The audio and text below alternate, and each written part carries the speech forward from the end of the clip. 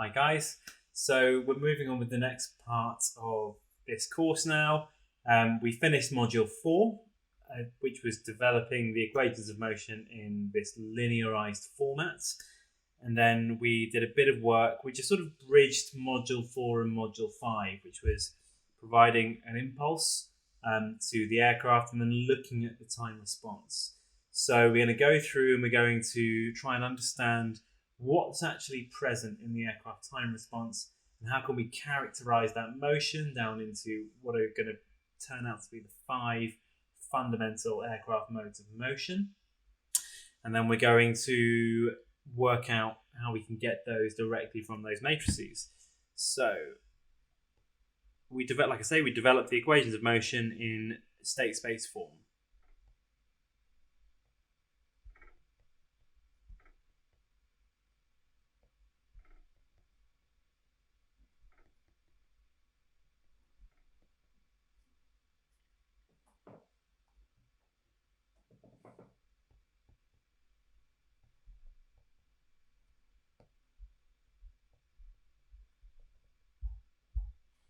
So we developed 2 sets of equations, both of which were of the form state vector, or the time rate of change of the state vector, was equal to a system matrix multiplied by the state vector plus a control matrix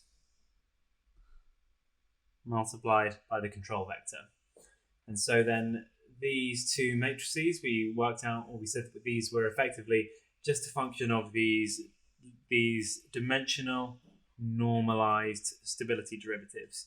So let's talk about these different parts. We've got the state vectors. So these are different for the longitudinal and the lateral directional. So for the longitudinal state vector, it's U, W, Q, and theta. So this is a column vector. And for the lateral directional, it's going to be V, which is side slope velocity, P, which is roll rate, R, which is yaw rate, roll attitude, and yaw attitude.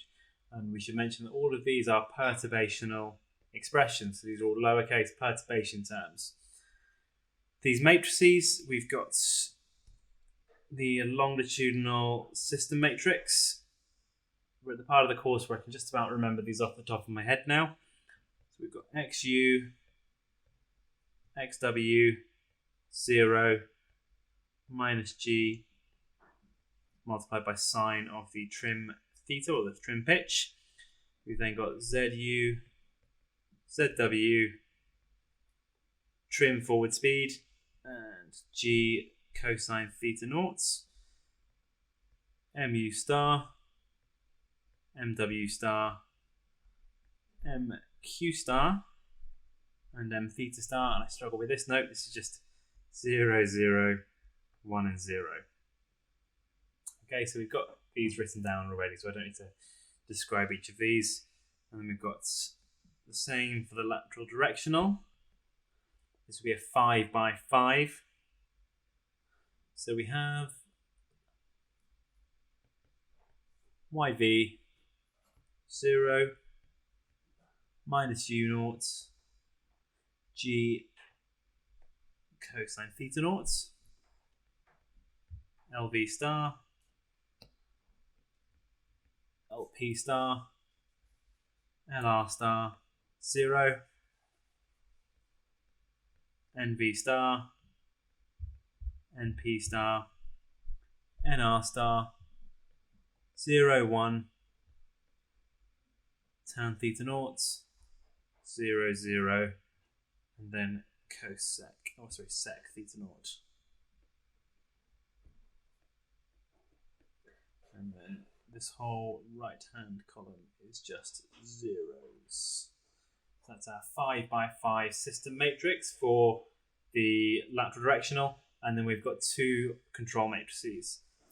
So B for the longitudinal is 0. ZDE, MDE star, and 0.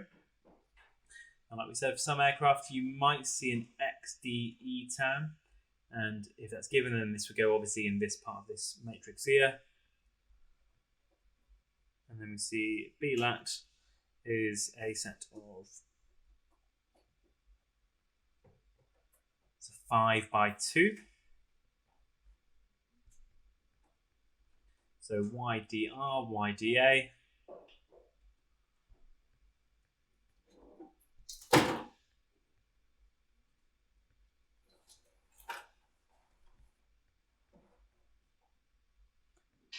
And then we see nothing for these two angular terms with respect to either of the controls. So we can then see from these that we are going to have the two control vectors as well. The controls for the longitudinal for a standard 3 control surface aircraft are just the elevator and the lateral directional.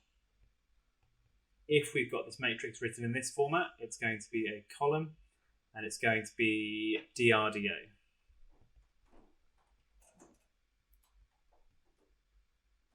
So that's the rudder and then the aileron deflection respectively.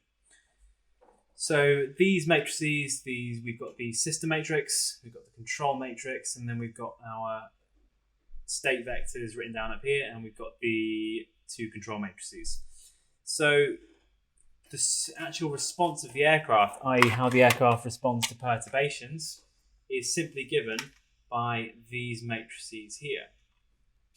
So if we wanted to look at the aircraft sort of stick fixed response, which we call the open loop response, then we would just say, well, we've got x dot is equal to a x. You take the system, this would be the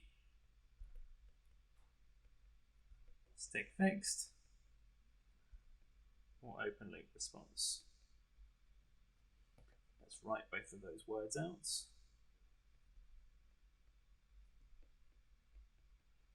So we could, if we wanted to, take this system. This is just a set of coupled ordinary differential equations. We could take this and we could then put a perturbation term in here and then use something like ODE45 in MATLAB or ODE int in Python and just time march through.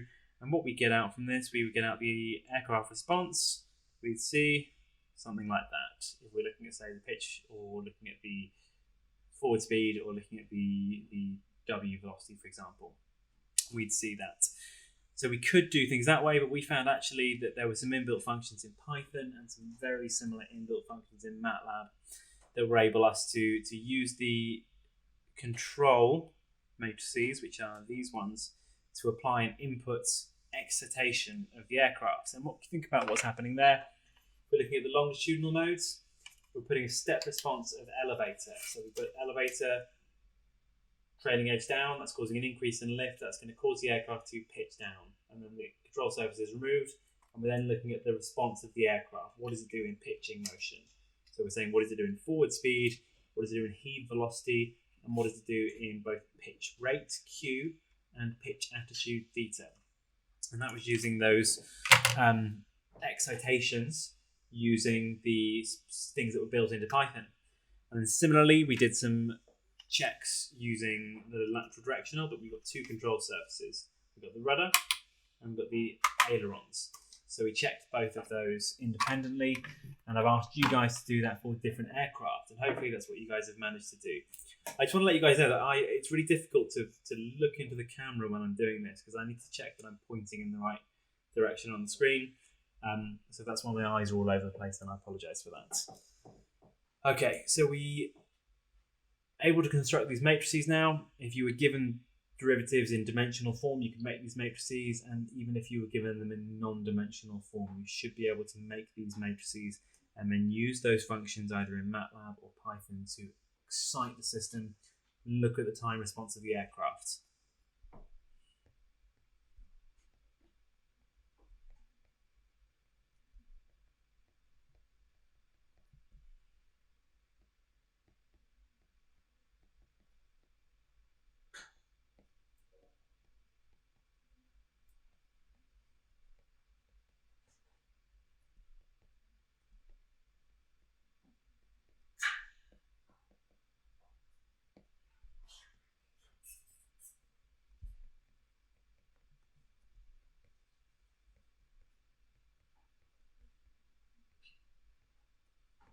Okay, the aircraft had to be excited to look at its time response, because again, this is maybe rudimentary for some of you, but I think some people might be struggling to go through some of this. We've got this system here. This is the aircraft equations of motion that we developed. Remembering, if we're looking at the aircraft longitudinal system, so the aircraft longitudinal states, we've got U, W, Q, and theta. These are all perturbational terms. So if the aircraft is in a trim state, these are all 0 if we're in trim. So then it doesn't matter what's in this A matrix. If we just do a time marching of these equations with the trim state here, we'll have nothing on the left-hand side. So nothing will happen to this. We need to excite it. So the ways we can excite it are either by supplying a perturbation to one of these, say U is equal to perturbational forward speed of 10 meters per second, we get a gust. That's one way we could do this. It's not the way that we did it. Or we could say we'll include the BU terms on here, okay, the BU vector, and then that's how we excite the aircraft. So this excitation just allows us to put some energy into the aircraft and see what happens.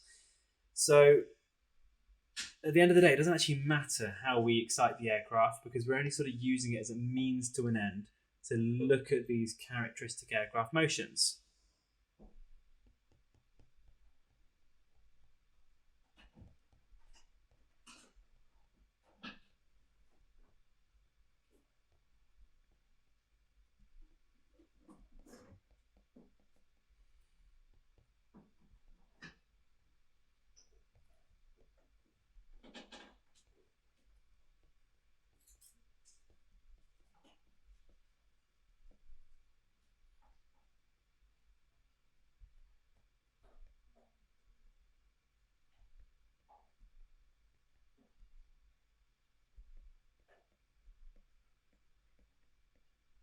Like I say, we're using it as a means to an end to explore aircraft motion.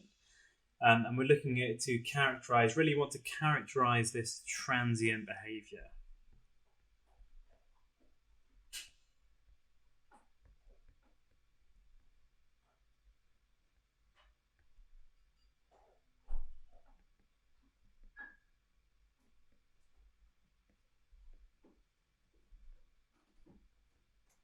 And like with all things in the aircraft that we've done since we started with these longitudinal modes, we're going to separate out the motion into longitudinal, isometric, and then to lateral directional, which is the asymmetric plane. So we can separate them out into these different modes of motion.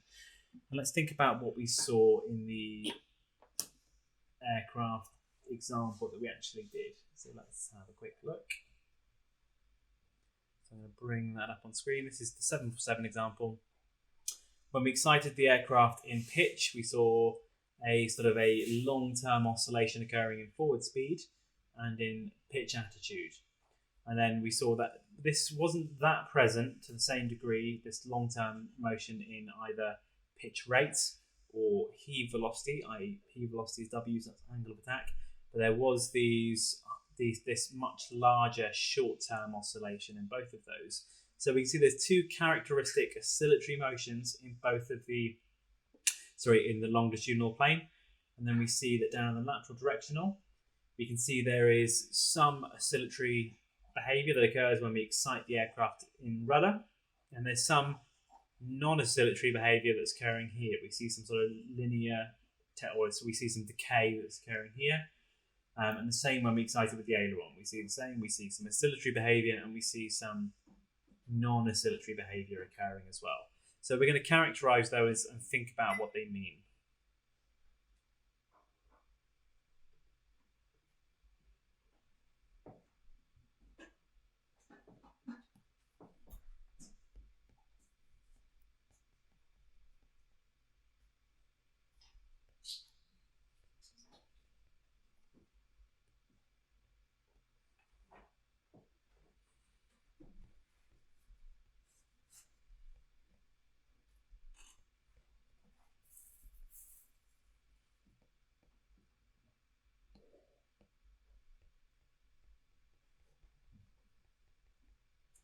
So we saw two oscillations in the longitudinal modes. One, which was very low frequency.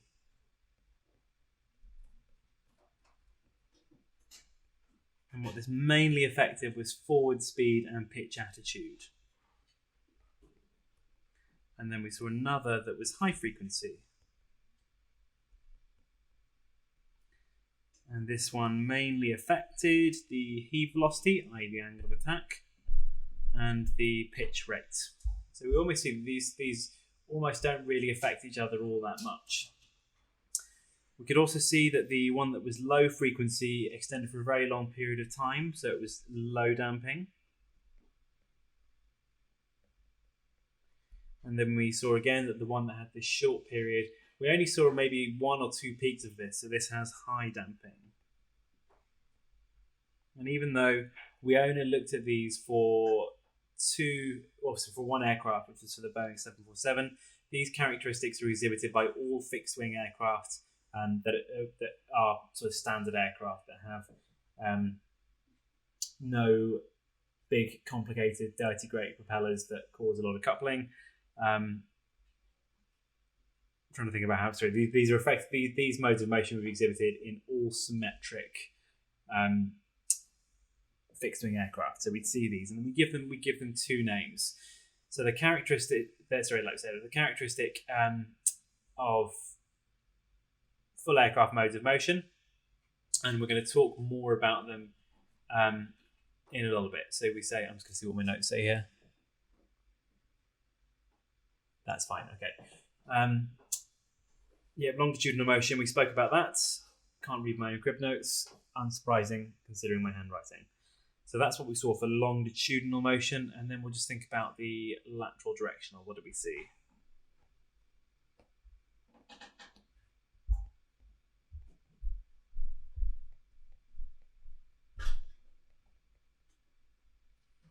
So then what we see for lateral directional motion, we saw one oscillatory sort of bit of behavior. So we saw two oscillatory behaviors in longitudinal. We only saw one oscillation really that we think we can see in lateral directional. And we call this one oscillatory mode. And then we saw at least one non-oscillatory mode as well.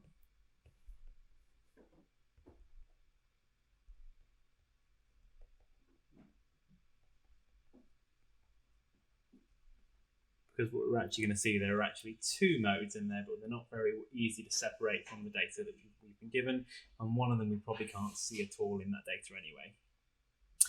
So these are the characteristic modes of motion. Like I say, we see two oscillations here, we see one oscillatory in the lateral directional, and then we actually see two. We can't tell that yet from the data that we've got, so we need to look at the mathematics a little bit more. And then last lecture, we just did a bit of revision in the mathematics of dynamic stability of things like mass spring damper systems.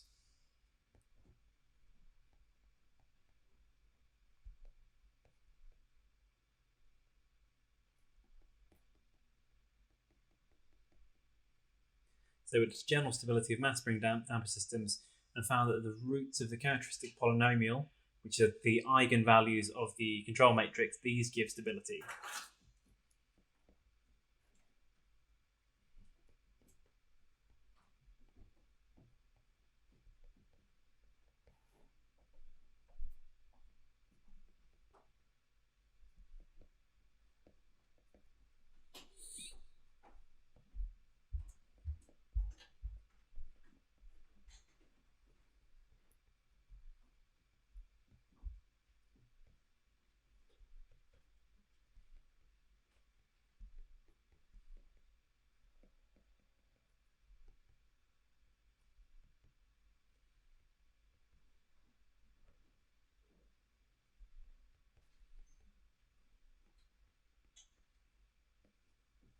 And what we found, that these roots and their effectively how these roots presented as numbers determines the stability. So if the lambda, which is a symbol for eigenvalues, if it had a real only component, then this means that it's non-oscillatory.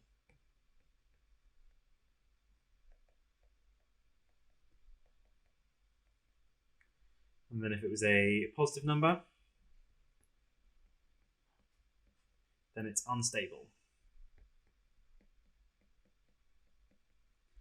And conversely, if lambda is less than 0, then it's a stable mode. So what we should expect to see is that for the lateral directional mode, we should have two roots of the characteristic equation or two eigenvalues that just have real parts. And then if they're not real, if lambda is complex, then what this means is that there is an oscillatory behavior. And then the stability is determined by the sign of the real parts.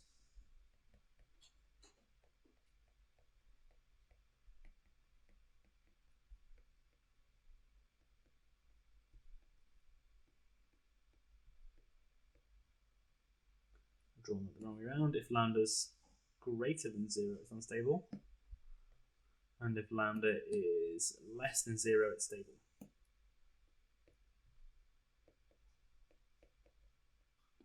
And then we also found that the imaginary parts is equal to the damped natural frequency.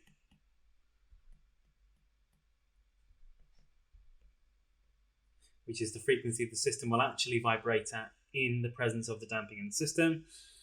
And then we also found that we could compare, if we took these, any of these oscillatory modes out, then the characteristic equation of each of those oscillatory modes would correspond to a polynomial.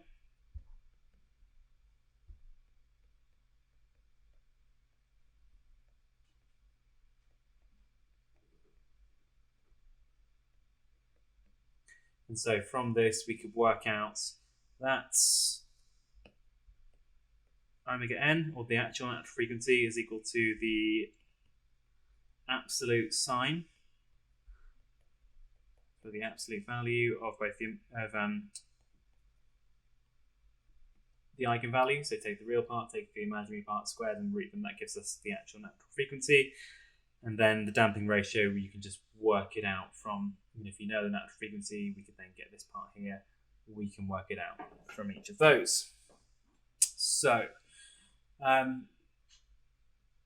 we've got all of those. We could then further determine things like we could determine the actual frequency of the system. So if we say have one of these oscillations occurring, if we know the damped natural frequency, then the period of any vibrations is going to be equal to 2 pi divided by the damped natural frequency, which is equal to 2 pi divided by the imaginary part of an eigenvalue. And then we also found that if we've got a stable or an unstable system, there's information we can get about the damping. So if we have a stable system, then we can find the time to half amplitude. So there's this exponential decay that occurs. So to go from, say, here to here, if this was half the value, one halving of the total value, then this would occur in time t half.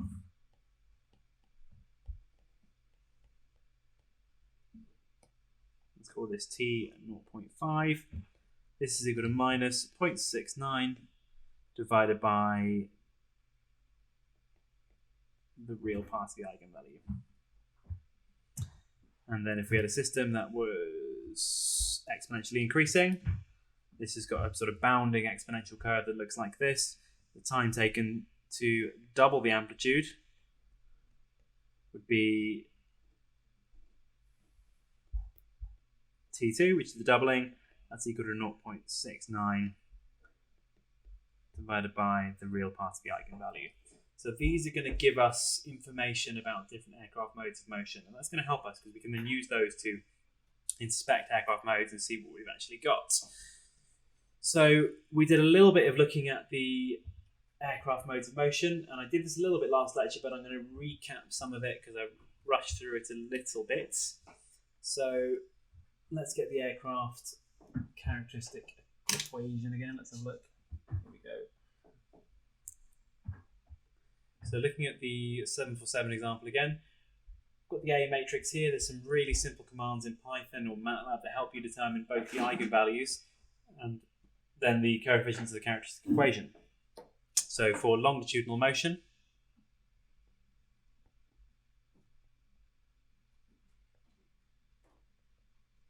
characteristic equation will look like, it's a fourth order polynomial, lambda to the 4 plus a multiplied by lambda to the 3 plus b multiplied by lambda squared plus c multiplied by lambda plus d is equal to 0.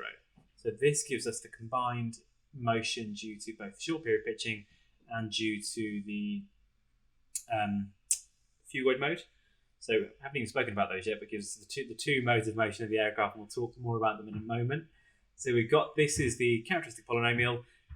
We see two oscillatory modes coming out of here, so we know that we're going to have two quadratics coming out of here. So this could factorize into, just to take a step back in a second, this polynomial here, you guys can pull this out nice and easily using Python, using MATLAB. And the way this course used to work, there are expressions that give A, B, C, and D in terms of products and sums of those stability derivatives. And you'd have to do that in an examination. But there's no point in asking you to do this if you have a computer at your hand. So we're doing it this way instead.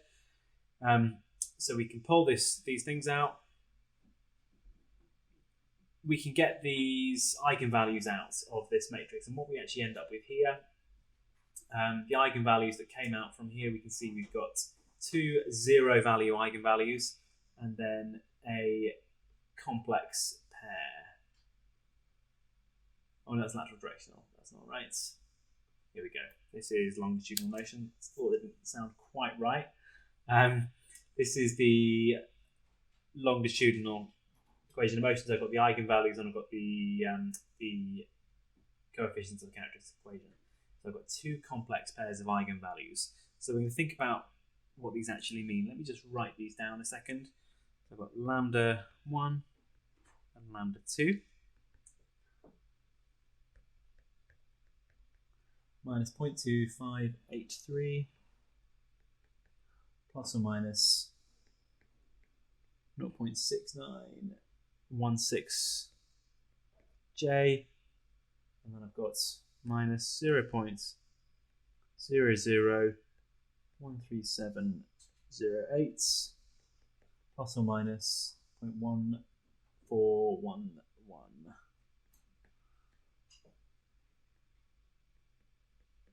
So these are the two eigenvalues associated with longitudinal motion of the 747. But the procedure is exactly the same for any aircraft that we were to look at.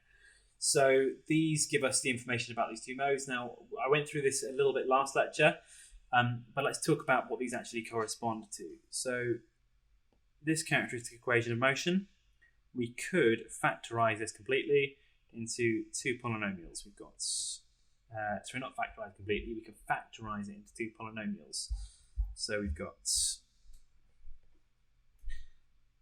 the eigenvalue associated with the short period plus 2 damping ratio for the short period multiplied by omega n for the short period multiplied by lambda short period plus omega n short period squared multiplied by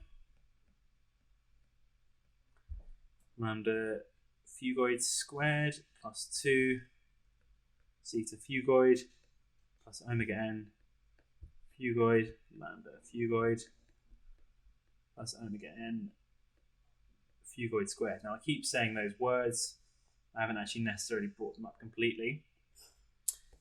SP is short period, PH is Phugoid. Now these are the two characteristic motions that we see present in this pitching motion of the aircraft. Now, it makes sense that the short period one is the one that's of short duration.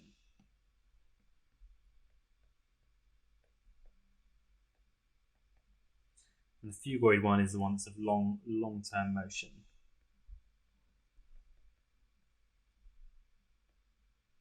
So we're going to talk about these two modes and what they actually mean. we can see immediately, or you should be able to see immediately, just from the eigenvalues. Remember that the frequency of these modes is given by the imaginary parts. So the one with the higher imaginary part will have a higher frequency. So this has to be the short period. And then we also see that this one here has a longer period. So this is the Phugoid. And again, from things that we're going to discover, we see there's much less damping, which is given by the real part in the Phugoid than there is in the short period. But I keep mentioning these things, short period and Phugoid. Let's talk about what they actually mean.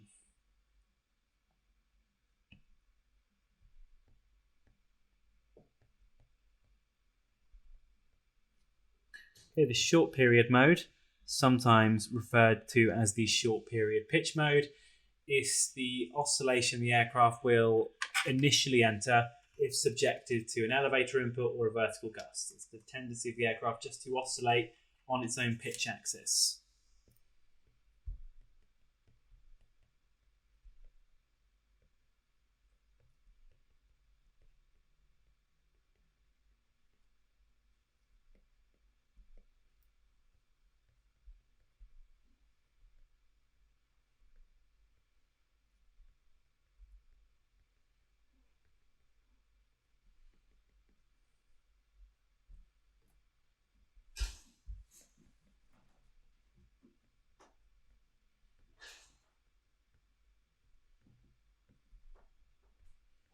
Okay, the aircraft will enter a pitching motion. It's usually fast. Okay, it usually so it's fast. It's got a high frequency, and it's usually very heavily damped. So it's over within a couple of seconds, or usually it can be less than a couple of seconds. It can be up to about 10, and we'll talk more about that in a moment. So this is the propensity of the aircraft to just oscillate in pitch. It's oscillating around its center of gravity, and Bobby, it's okay, girl. You can calm down. Don't worry. So it has stiffness and damping, which damping is provided by most of the aircraft, but primarily the horizontal tail. And then we've got the horizontal tail providing stiffness. So we spoke about the weathercock ability of the aircraft to sort of maintain heading due to the vertical stabilizer. Something very similar occurs with the horizontal stabilizer. If the aircraft goes up, then it has a tendency to pitch back down again. So we spoke about pitch stiffness and the idea of static margin. That's what contributes towards this here. So this is pitch stiffness, which we remember is CM alpha. And this here, pitch damping.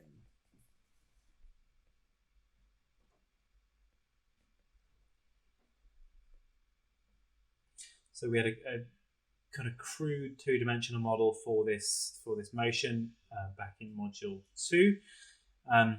Those terms CM alpha and CMQ, we sort of related them to this was CG position versus tail moment arm. We've now coupled everything together in the aircraft equations of motion, so things have become quite a bit more complicated because of that coupled aircraft motion. But the sort of analogy still sort of stands. We don't actually use this model, it's just to sort of go through and understand what's going on. And like we say, it's an oscillation that's occurring. It's occurring largely in pitch rates, in angle of attack, and in pitch attitude. Okay, what isn't there? We don't really see any forward speed perturbation.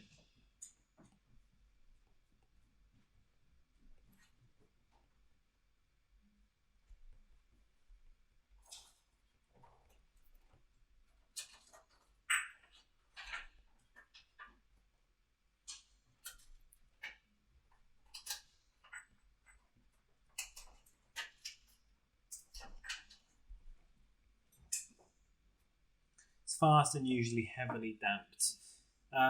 So when I say it's fast, it means that its period of this motion can be less than a second, can be several seconds for larger aircraft. And you would expect this to get larger with the larger the aircraft is. So for the Boeing 747, we saw this was about 9 seconds of oscillation.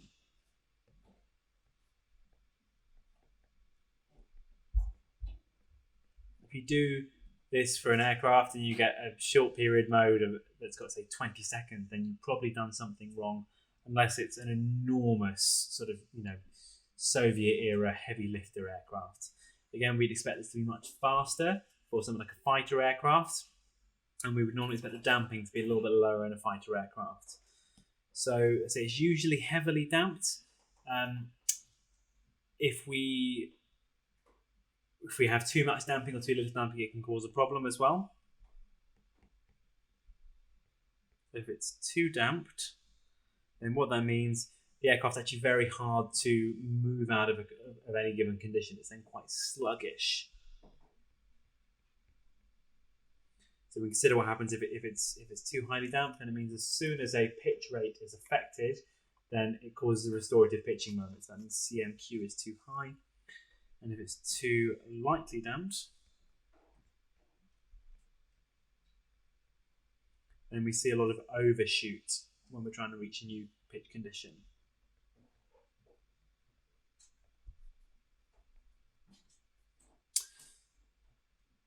We see, like we say, there's a large angle of attack change normally.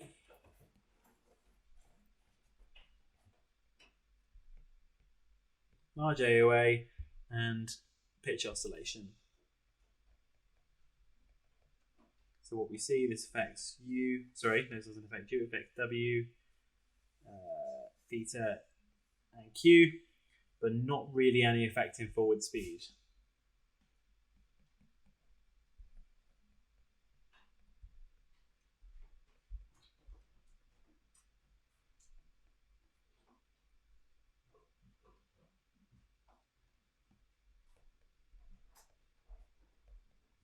And I've actually got theta. There's not a, let's have a look at the diagram and see if we managed to produce. It does affect theta, but it's normally of about the same order of magnitude that it produces a change in theta than it does in the Phugoid. So it's more Q and W, just because of the actual damping in this mode of fines, we don't see a very large actual change in aircraft pitch. For, let's just say, and we say dependent on the size of the aircraft.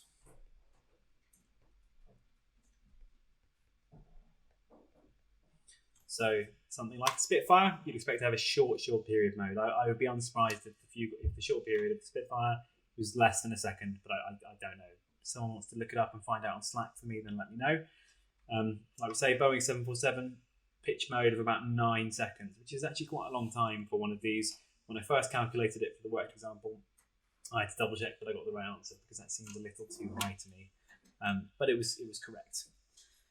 And critically, a general aircraft for certification purposes cannot have an unstable short period mode.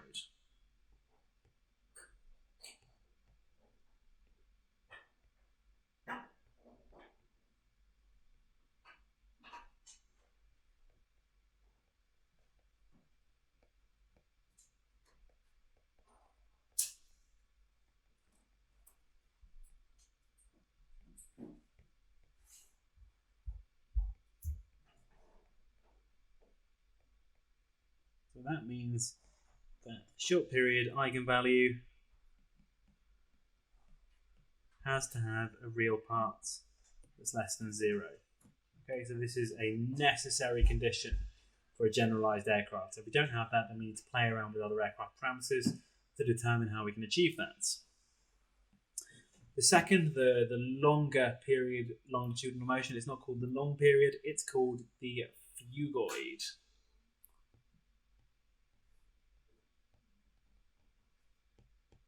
So this is a long-term oscillation in the aircraft.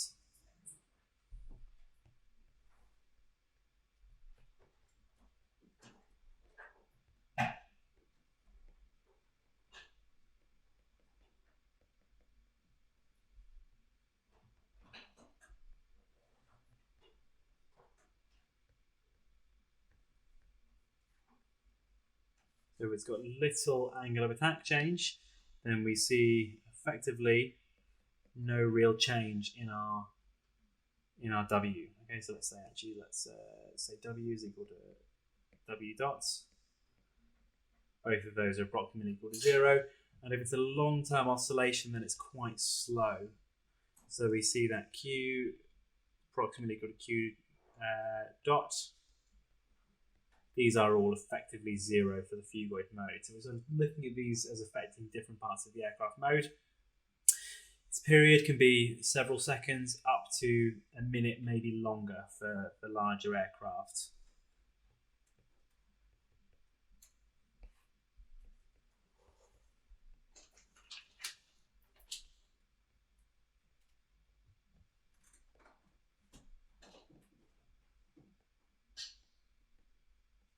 For most aircraft you'll see it being less than a minute. Some very large aircraft you might see a Phugoid with a period of 1 to 2 minutes. And it's very, very lightly damped in general. It can be unstable for aircraft, so it can be negatively damped. In general, it's lightly damped though.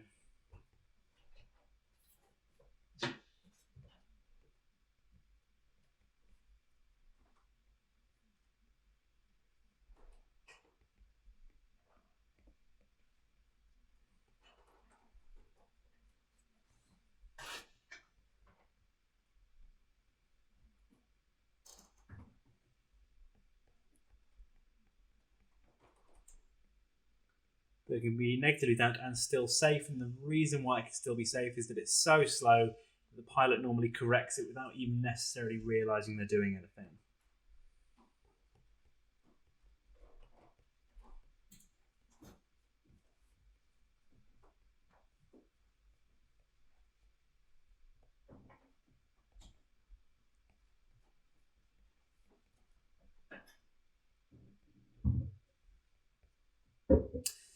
So what this mode really is, and if we want to think about how this mode works, it's largely an interchange of aircraft kinetic energy and gravitational potential energy.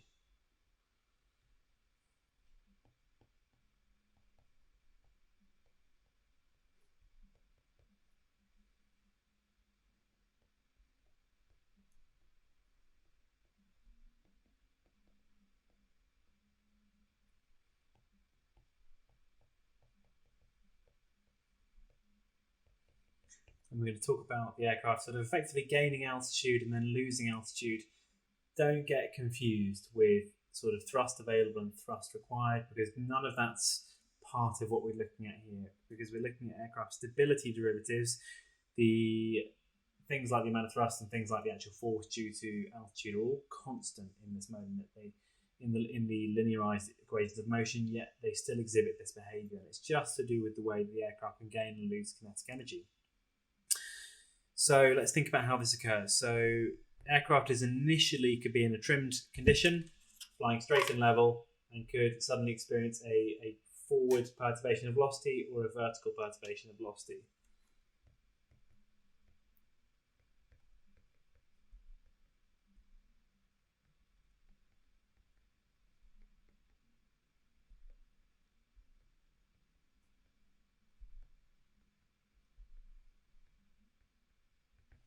So if experiences some...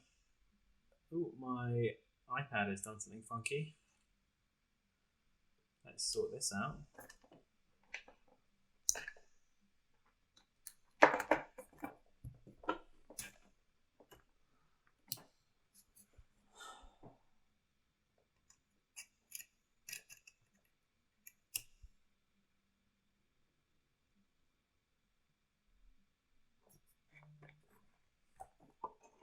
There we go.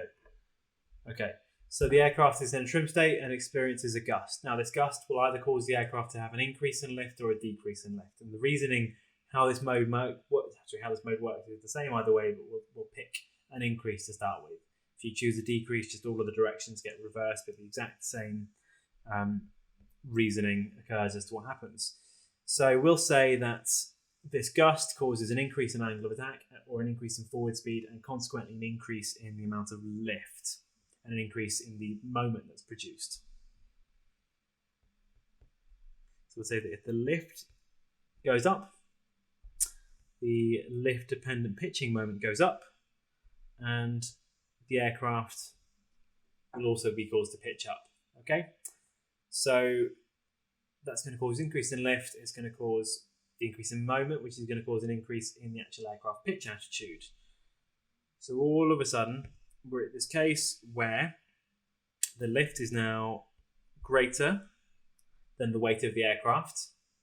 So the aircraft is actually going to climb.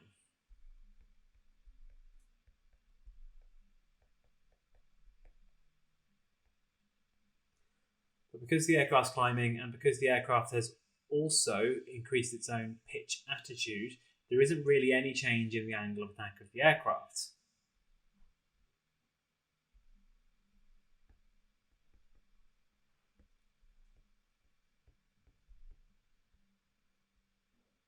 So the aircraft's going to climb without any angle of attack change of the aircraft, and this time it's climbing, it's accelerating upwards.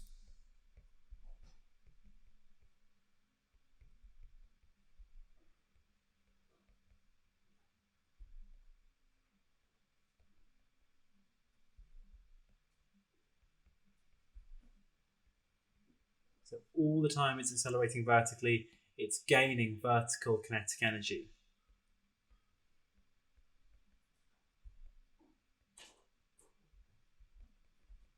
Gaining vertical kinetic energy and momentum.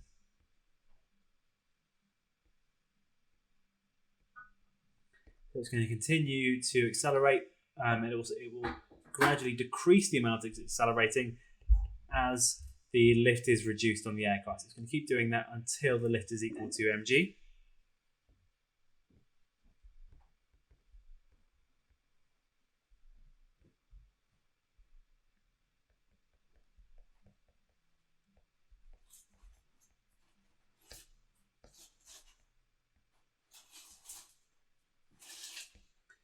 Okay, and it's going to stop accelerating upwards because with the increase in lift, we also see an increase in drag, which causes the aircraft to slow down in terms of forward speed. But when that lift finally equals mg, it stops accelerating, but it's still got this vertical momentum, so it's still going upwards.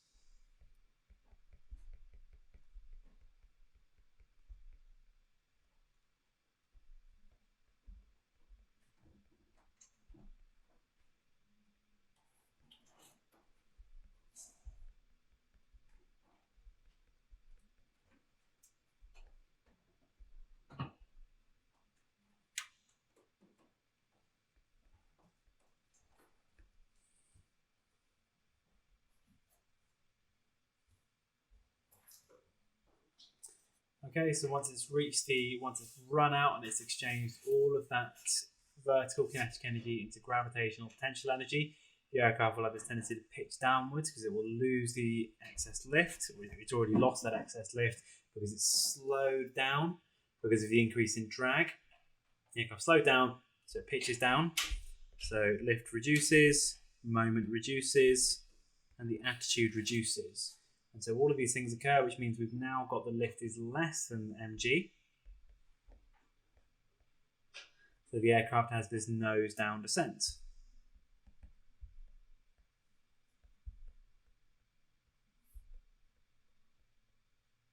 And again, so it's descending, it's falling slowly, and it's staying at this sort of constant angle of attack again.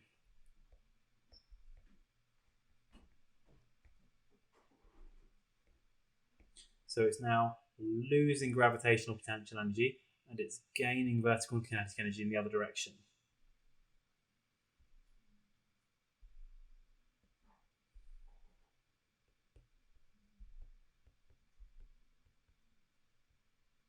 So the aircraft accelerates, gaining forward speed,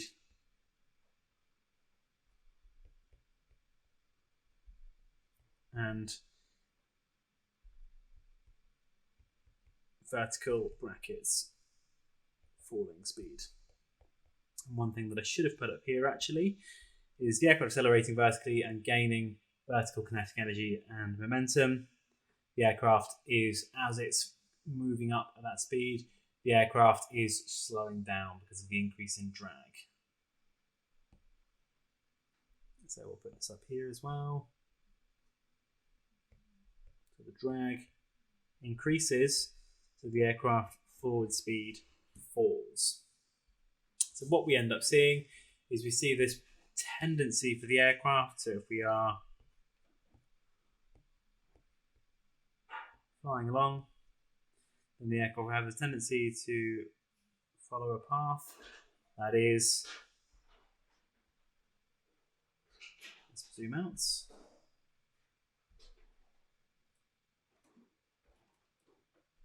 this up and down motion of continued increasing and decreasing. It's this exchange of vertical kinetic energy. So as the aircraft's flying along, if it has a perturbation, it has this increase in lift, so it gains vertical kinetic energy until it's reached at some point, but it's now got momentum, so it increases, and then it's got now the maximum amount of gravitational potential energy it can have, but it's got all that drag increase, so it's now at the slowest it's flying up here, so it falls, accelerating, gaining kinetic energy, losing gravitational potential energy, so it's got down here and it's going fast enough that it's producing more lift than is equal to the, well, somewhere around here, the lift is going to then be equaling its weight, and then it's increasing and gaining more lift, but it's still got downwards kinetic energy and momentum, and then those are all transferred they're all transferred and equal at this point, so it's going to continue to oscillate like this. So the damping in this mode, so if we see some damping, if we see that the aircraft has this tendency to decrease in oscillations, damping is there because of the increase in drag.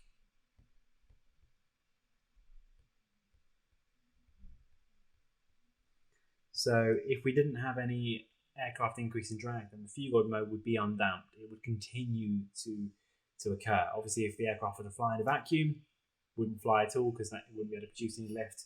But we only have damping and we only have reduction in this mode because of drag. And like we say, for some aircraft, it can actually be unstable. So this can be unstable, but it's so long in period and so easily adjusted by the pilot that we tend not to care. And one last bit about this, the name Phugoid. This was coined by, I think it was in 1907, I might be wrong on that, by a guy called Lanchester. And Lanchester coined it because he took a Greek translation of flight-like. Okay, flight-like meaning it's like an aircraft, like it flies, and that's a good sort of way to name something. Didn't name it after himself, which I like. He just called it flight-like, but he sort of got it wrong. He translated it flight-like as in abscondment, like absconding from a crime. So Phugoid means absconding, effectively, but it's kept the name. And there's a great footnote in his second paper about this that sort of makes a note of his mistake, but keeps using it anyway. So we've got those two aircraft modes of motion for longitudinal. We've got the short period pitching motion, and we've got the Phugoid motion. Now remember, short period has a short period. Should never be unstable for an aircraft that wants to be certified. Usually very heavily damped, and mainly causes an oscillation in angle of attack and pitch. By contrast, the Phugoid mode is very heavily damped and can be a very long period oscillation, and in fact can also be unstable. So this can have a period of up to a minute, maybe longer, can have negative damping, so it can be unstable, and mainly affects forward velocity and pitch attitude. So there's little to no pitch rate change, and there is very little in the way of a forward speed change, and we see that here. Okay, so there is a forward speed change. There's little to nothing in the way of an angle of attack change. So if you look at the numbers here, you can see sort of where those two modes of motions come out, and then we went through and looked at comparing the numbers from the eigenvalues to the periods of this, and we're going to do a very similar exercise in the next lecture with the lateral directional equations of motion, but we need to go through those. And that's probably another lecture because I've been speaking for about an hour now, my throat's getting a bit sore, and I'll leave that to be another lecture for you guys to go through tomorrow. Okay, take care guys, I'll see you